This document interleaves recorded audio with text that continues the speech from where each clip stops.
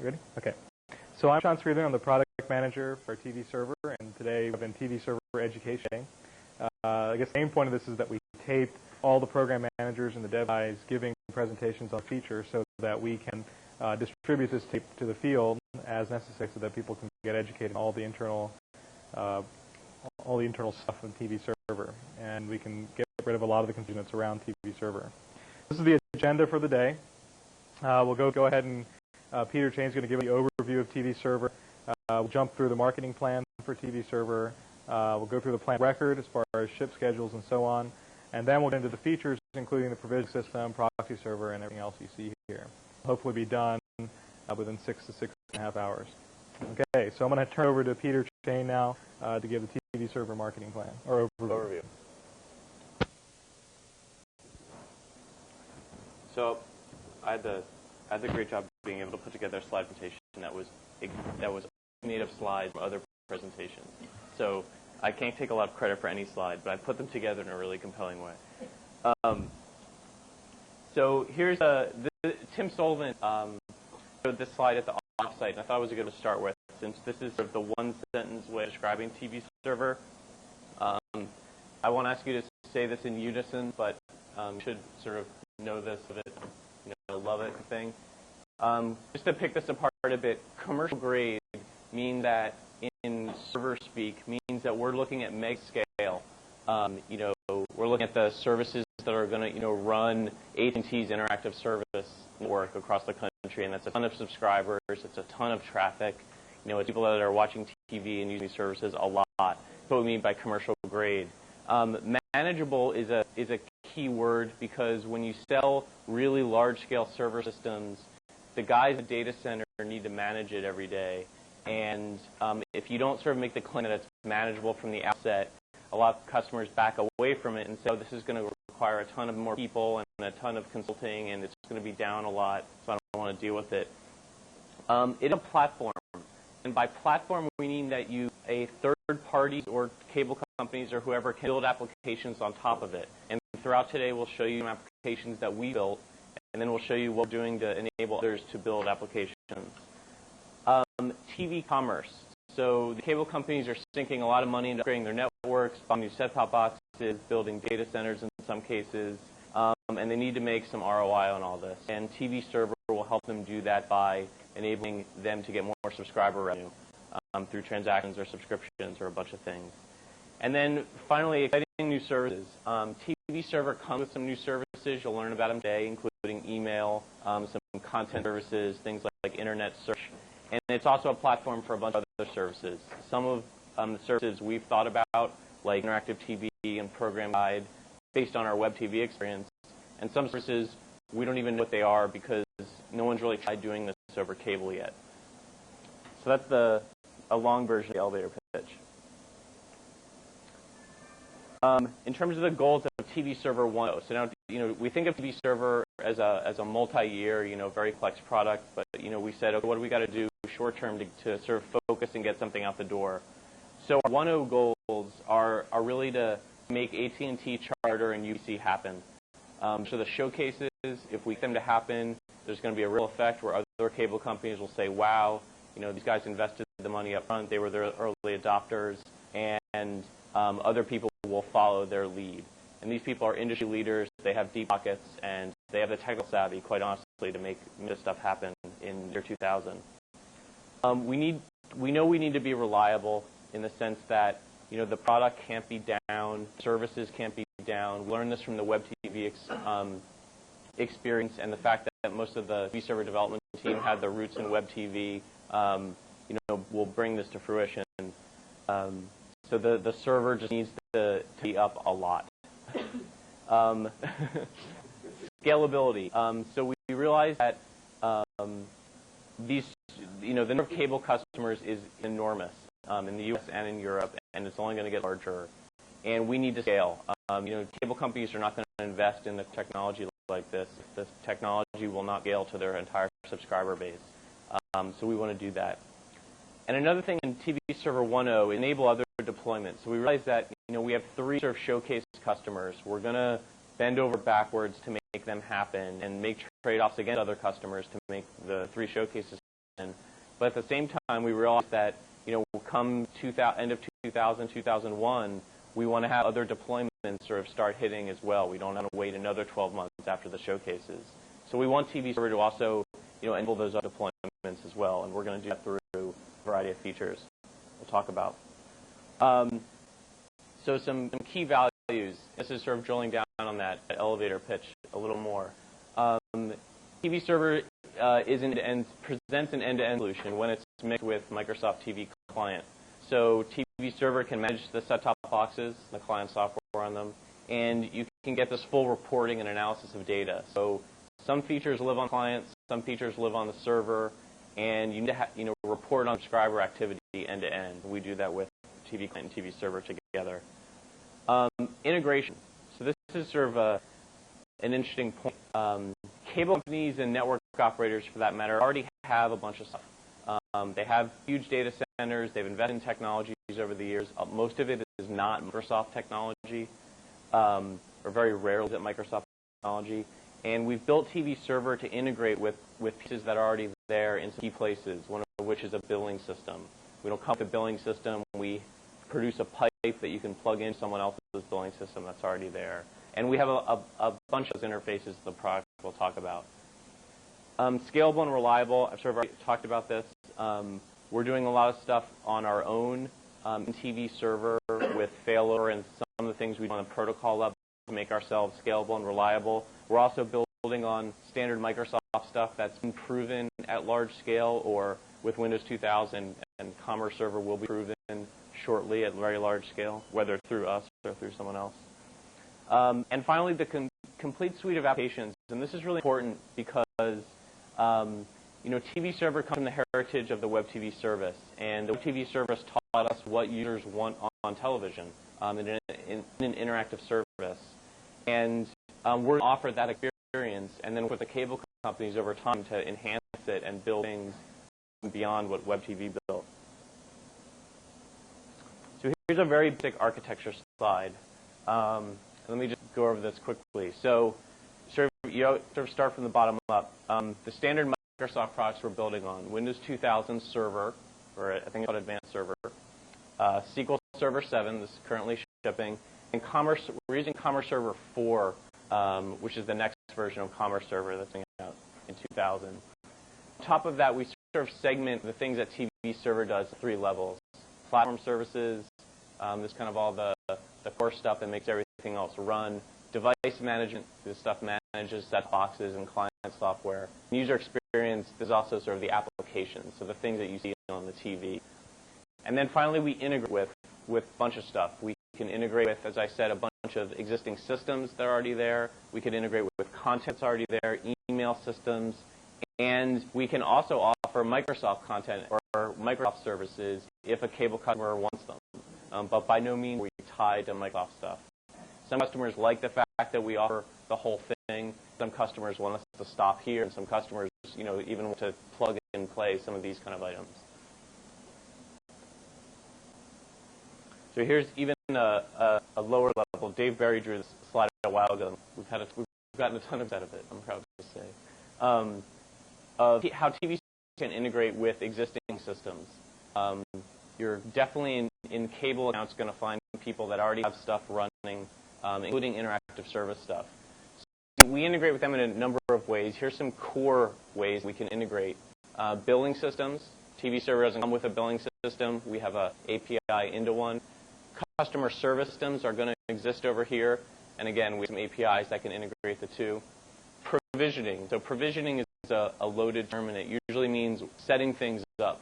When you join Microsoft provisions you for like a @Microsoft.com account, and you get accounts at other systems. Cable companies have that because they provision you for TV, for HBO, for channels like that. We have a provisioning system, and we have a way they could come together and talk together. And then finally, things like monitoring. There's a guy who sits in a data center in a cable company to make sure that it's running all the time, and that's through the monitoring system. We have a similar service, and you usually don't want the guy looking at 2 monitors too much, or 2 different systems. And it really sucks if people in the data center don't have to learn in their system if we can integrate with what they already know.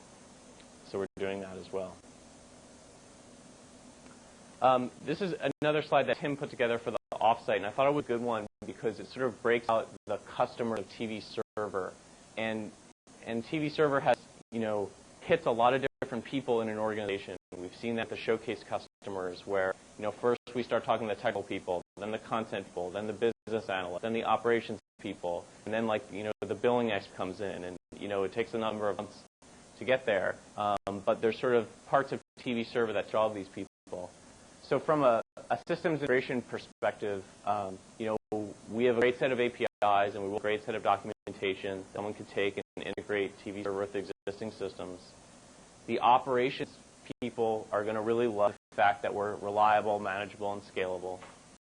The business management folks, or the product manager, the cable company, are going to love the fact that, one, we enable revenue opportunities through interactive services. And two, we have incredible reporting capabilities, can track what subscribers are and are not doing. And finally, end users. So the cable company's customers are going to love the fact that this thing works all the time, it provides a great feature set, and we're building on web TV legacy of ease of use and a pretty interesting feature set.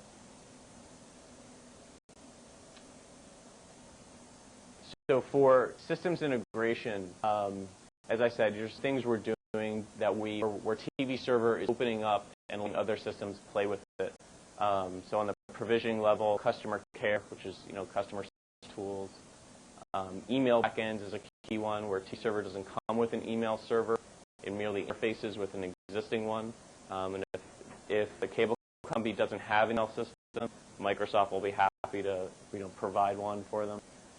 And like in content integration, we're not tying carriage of content with TV server sales. We certainly integrate with what a cable company already has, or if a cable company doesn't have content assets and they want to use MSN, we're happy to provide that as well. Probably a good example of our integration is Charter. Charter has GoToNet as a content property. They want to integrate that with their interactive service. Another cable company we're just starting to talk to is more interested. They don't have content assets. I don't have the DPOC Charter, so they're bringing in MSN.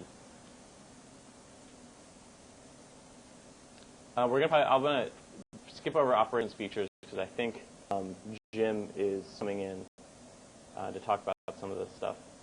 So end use features. TV server, enables a lot of functionality for the end user. Can also enable a user interface that go along that, built on some legacy of web TV. Or if a cable company says, no, I want my own look, feel, my own brand, we can do that too. So by no means are we tied to an experience. We have a default one, and you could change it. Business managers like TV server because we have data warehouse, which is pretty incredible. It tracks what subscribers are doing on a daily basis and gives you pretty interesting reports. And to provide some ammunition behind the data warehouse, we have many people in the web TV service who basically say that we would not be able to run our business without the data warehouse. We have a pretty amazing advertising system that target ads and content to a specific user profile. And then finally, we can do something called a walled garden, where some cable companies have the idea where they want to keep customers looking at content services that they produce, and they don't want people to go out to the open internet. And TV server can do that by helping people, one, not get out to the internet at a physical level, and two, by producing a content experience that is good enough so people don't feel the need to constantly go out to the internet and look at internet sites. So I think that's it for the overview. I'm happy to answer any questions on what I just said, and many answers may be more details coming later today. I want to make sure that you get a good start on what TV server is, because it's a very complex product. It's certainly one of the most complex products that I've ever worked with, and there's so many different features and so many different ways it can be configured. Sometimes it's hard to get a handle on. Yes?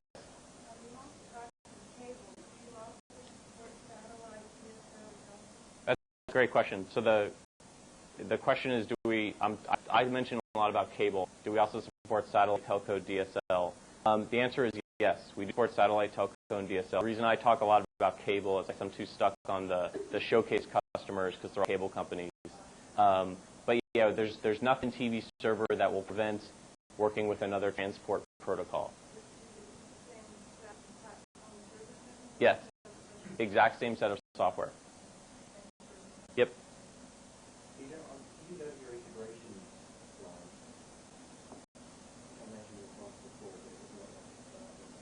One small point on the content integration.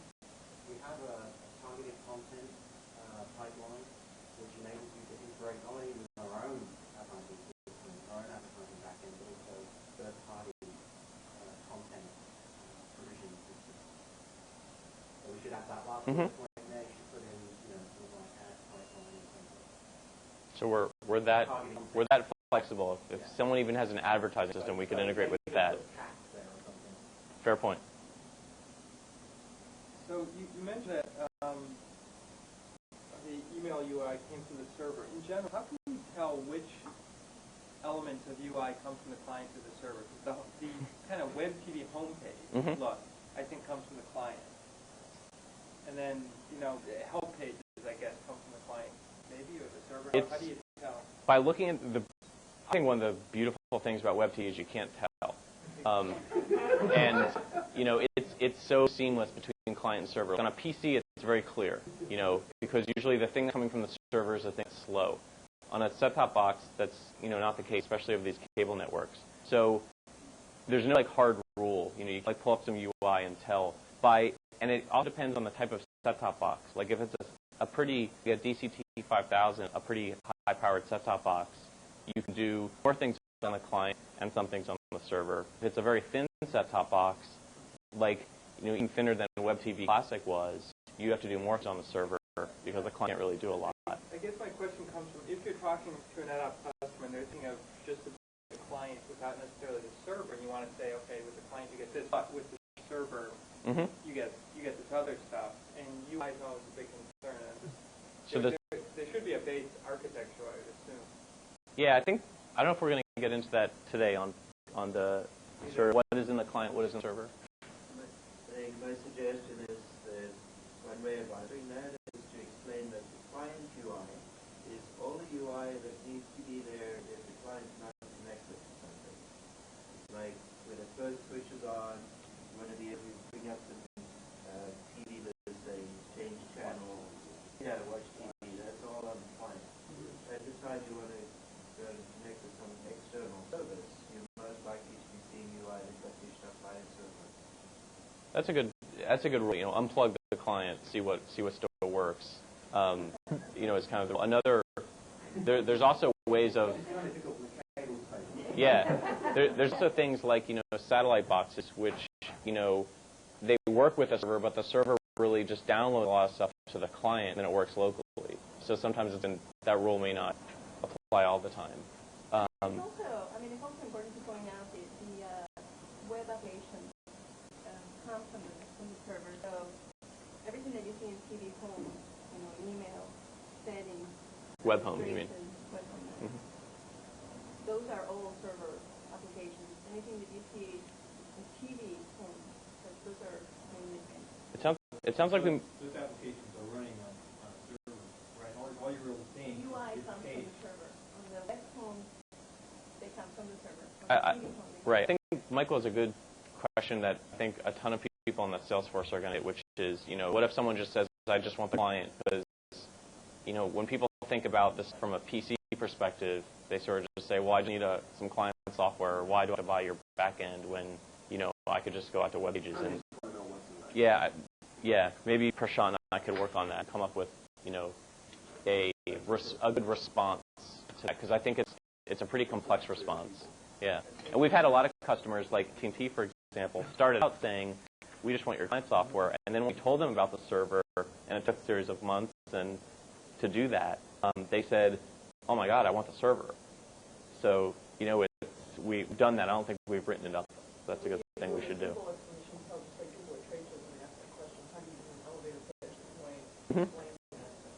That's a good point. I think the most complete answer is that for the next 6 hours we're going to be hearing about TV server. So here's your damn answer. It's all day. You know, the answer is, well, then there's the 6 hours worth of stuff you're on your own. You're going to do that by yourself. It doesn't take you over. So you don't. Yeah, today's agenda does not come and just take the client. You just stick them with video and say, you know, you don't get all that stuff. But no, but I think we need to do some slides or a paper. That's a good point. I think it boils down to interactive TV, though, because anything you have there without a service is cable as it is today. The thing that makes it interactive, the services you provide. And the important thing is this ain't any old website. It comes with a service that has to support millions of users that are basically a captive audience, not millions of users that can periodically, visit your site, like say Microsoft.com. And so to be able to do that in an effective way that provides the same kind of uptime as just a regular cable TV service, you need a pretty sophisticated, basically back office support system that's capable of doing that. So anything else, just sort of from a general perspective of TV server? So just to kind of put it in some concrete perspective, it comes on a CD. It has an installation program. You put it in, you click on setup.exe, and it will install it. It could run on one server. It could run, be configured to run on many servers, which you want to do if you want to distribute things and balance load and ensure that if one server goes down, another one will pick up where it left off. So I mean, it has documentation. It'll probably go on the CD. If you print it out, it'll be very thick. In that sense, it's a real product. I don't think it's ever going to come in a box, but if a customer wants one, we could cook up a box for them. It's very much like a packaged product. And when you see it running on a computer, it's a series of directories. There's executables and the whole thing. It's probably easier to install than Office 2000. Okay, thanks, Peter. So